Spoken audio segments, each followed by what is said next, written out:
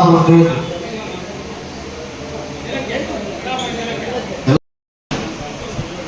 விஷயங்கள் பேச போறாங்க. அதுக்கு முன்னாடி பொன்னேரி நகரம்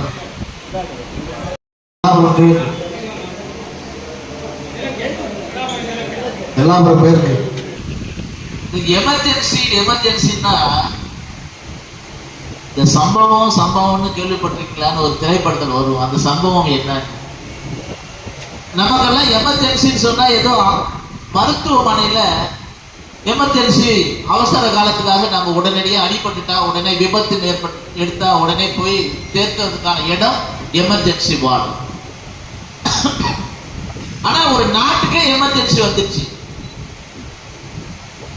இந்த நாள் நேற்றைக்கு நம்ம பாராளுமன்றத்தில் பாரத பிரதமர் 3வது முறையாக நாடாளுமன்ற உறுப்பினராக மக்களால் தேர்ந்தெடுக்கப்பட்டு பதவி பிரமாணம் எடுத்த பிறகு அவர் சொன்ன வார்த்தை மிகப்பெரிய ஒரு கருப்பு நாளான இந்த 25 இந்த மாவட்டத்துடைய பொதுச் செயலாளர் சகோதரர் ரவி அவர்களே, ஜம்புலிங்கம் அவர்களே, பொருளாளர் சுப்பிரமணியம் அவர்களே,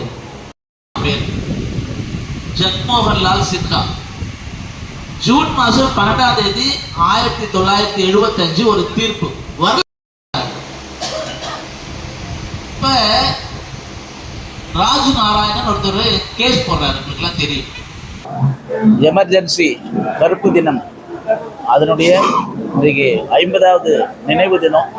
அதையொட்டிய நாடு தழுவிய பத்திரிகையாளர் சந்திப்பு திருவள்ளூர் மாவட்ட தலைவர் திரு செந்தில்குமார் அவர்களும், மாநிலத்தினுடைய அரசு தொடர்பு பிரிவுடைய தலைவர் திரு பாஸ்கர் அவர்களும், மாவட்டத்தினுடைய பொதுச் செயலாளர்கள் எல்லாம் இந்த பத்திரிகையாளர் சந்திப்பு என்னோட இருக்காங்க.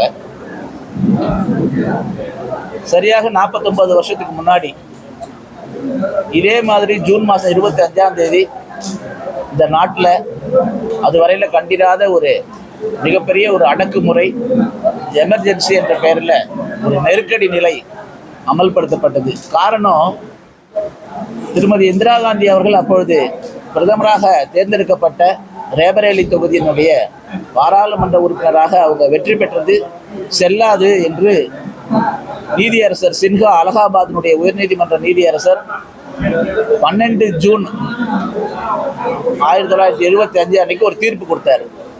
அந்த தீர்ப்பினுடைய அடிப்படையில் ஒழுங்கா பதவி விலகி இருக்கணும் அல்லது வேற யாராவது பிரதமராக போட்டு அந்த நாட்டினுடைய பிரதமராக போட்டு அவங்க வழிவிட்டு இருக்கணும், அவங்க மேல்முறையீட்டுக்கு போயிருக்கணும். அதை விட்டுட்டு ஜனநாயகத்தை குழி தோண்டி புதைச்சி அரசியலமைப்பு சட்டத்துக்கு விரோதமாக அதுவரையில் இந்த நாட்டில் இது மாதிரி ஒரு நெருக்கடி நிலையே தெரியாது அந்த மாதிரி ஒரு இருந்த நிலைமையில் நாட்டில் எந்த பொருளாதார பிரச்சனையும் இல்லை, உள்நாட்டில் எந்த கலவரமும் இல்லை, வெளிநாட்டில் எந்த நாட்டோட போரும் இல்லை. ஆனால் தனிநபருக்கு வந்த ஒரு பிரச்சனை, தனிநபருக்கு கிடைச்ச ஒரு ஆபத்தை நாட்டுக்கான தேசத்துக்கான ஆபத்தாக மாற்றின நாள். நாற்காலிக்கு வந்த ஆபத்தை நாட்டுக்கு வந்த ஆபத்தாக திருமதி இந்திரா காந்தி அவங்க நினச்சிக்கிட்டு சட்டத்தை எல்லாம் அவங்க கையில் எடுத்துக்கிட்டு எல்லாத்துக்குமே நீதி இல்லை, எங்கேயுமே பத்திரிகையாளருக்கு சுதந்திரம் இல்லை, எழுத்து சுதந்திரம் இல்லை, கருத்து சுதந்திரம் இல்லை, எல்லா அரசியல் தலைவர்களும் ஈவிரக்கம் இல்லாமல் எல்லாருமே கைது பண்ணிட்டாங்க. எதிர்கட்சி தலைவர் எல்லாரும் கைது பண்ணாங்க. இன்னைக்கு முதலமைச்சராக இருக்க ஸ்டாலின் உட்பட அனைவருமே கைது பண்ணப்பட்டாங்க. திமுகவுடைய அரசாங்கம் கூட 1 வருஷத்துக்கு பிறகு அது கலைக்கப்பட்டது எமர்ஜென்சியில். ஏன்னா எமர்ஜென்சியால் கலைக்கப்பட்டது இல்லை, அது ஊழல் புகார்னால கலைக்கப்பட்டது. அது மாதிரி ஸ்டாலின் அவர்கள் கூட எமர்ஜென்சி காலத்தில் தான் கைது பண்ணப்பட்டாரே தவிர அவர் எமர்ஜென்சியில் கைது பண்ணப்படலை, அவர் வேற ஏதோ வழக்கில் கைது பண்ணப்பட்டதாக கூட சொல்கிறாங்க. ஆனால் ஒரு அரசியலமைப்பு சட்டத்துக்கு எதிராக ஜனநாயகத்தினுடைய அனைத்து விதமான உரிமைகளையும், கருத்து சுதந்திரத்தை பறிக்கப்பட்டு ஒரு எதேச்சாதிகாரமாக நாட்டை ஒரு 21 மாதத்துக்கு நாட்டை இருட்டில் கொண்டு வச்சிருந்தாங்க. அதுதான் இந்திரா காந்தி அவருடைய சாதனை. ஏன்னா அவங்க கட்சியில இருந்த உள்கட்சியில ஒரு பிரச்சனை இருந்தது.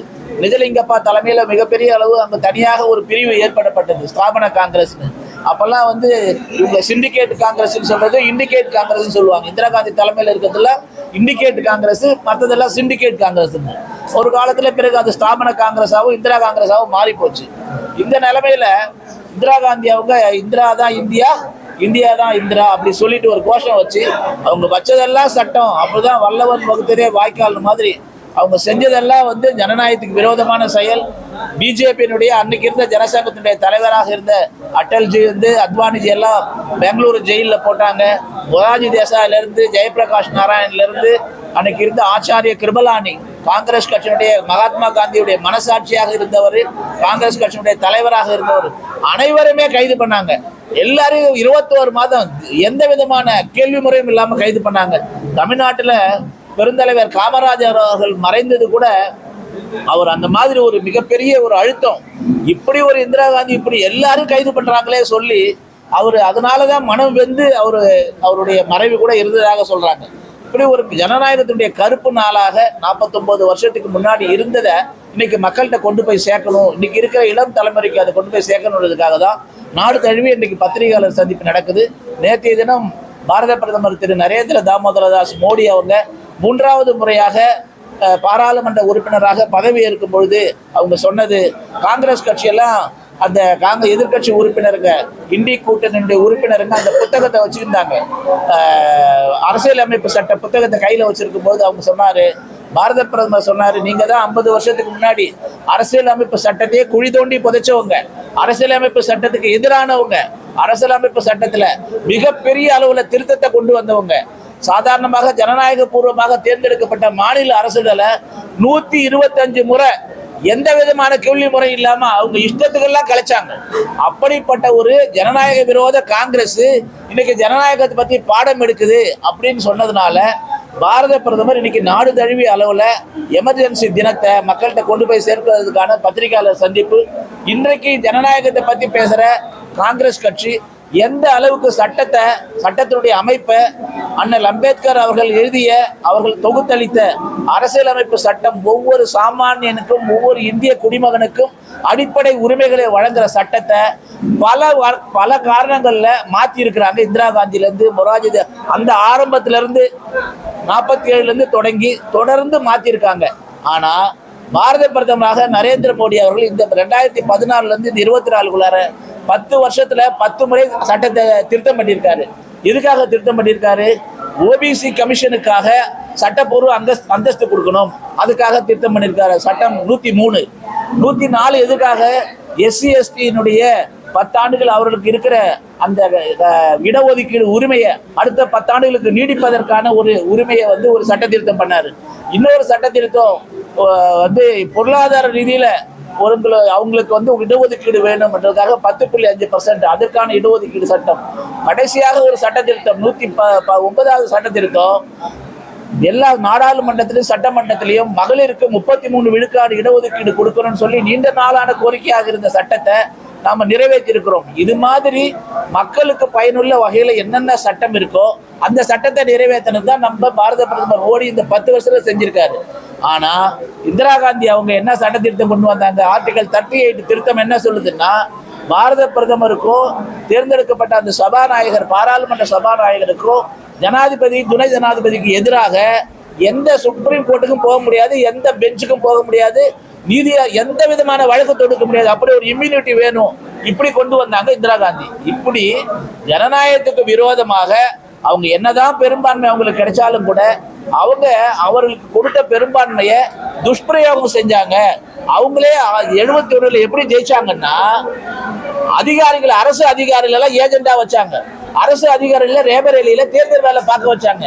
அதனாலதான் தேர்தலில் வந்து அவங்க போட்டிட்டு செல்லாதுன்னு சொல்லி நீதியரசர் கொடுத்தாரு. செல்லாதுன்னு கொடுத்தப்ப அவங்க உடனே ராஜினாமா பண்ணியிருக்கணும். அதை விட்டுட்டு நள்ளிரவுல ஜூன் மாதம் 25 1975 நள்ளிரவுல இந்த நாடு முழுக்க வந்து அவசர நிலை பிரகடனம் செஞ்சாங்க, சட்ட திருத்தம் பண்றாங்க. நேஷனல் சாவரின் நேஷனலிட்டின்னு இருந்த ஒரு பிரியாம்பிள்ல அவங்க என்ன பண்றாங்க, செக்யூலர் என்ற வார்த்தையை சேர்க்கிறாங்க. இந்த வார்த்தை மதசார்பற்ற என்ற வார்த்தை 75க்கு பிறகுதான் அந்த சட்டத்தில் சேர்க்கப்பட்டது, அரசியலமைப்பு சட்டத்தில் சேர்க்கப்பட்டது. இப்படி பல மோசமான விஷயங்களை இந்திரா காந்தி அவர்கள் செஞ்சிருக்காங்க. இன்னைக்கு ராகுல் காந்தி அவர்கள் சட்ட புத்தகத்தை கையில் வச்சுக்கிட்டு நான் தான் என்னவோ அரசியலமைப்பு சட்டத்துக்கே இவர் தான் அத்தாரிட்டி மாதிரி சொல்றாரு இல்லையா? இவங்க சொல்றதுக்கு எந்த அருகதையுமே கிடையாது. ஏன்னா இந்த சட்டத்தை எந்த அளவுக்கு கேவலமாக சட்டத்தை மதிக்கவே இல்லாம அந்த சட்டத்தினுடைய ஜனநாயகத்தினுடைய மாண்பை, ஜனநாயகத்தினுடைய நெறிமுறைகளை, ஜனநாயகத்தினுடைய குரல் வலையை நெறித்தது இந்திரா காந்தியும் காங்கிரஸ் கட்சியும் தான் சொல்வதற்காக இந்த பத்திரிகையாளர் சந்திப்பு.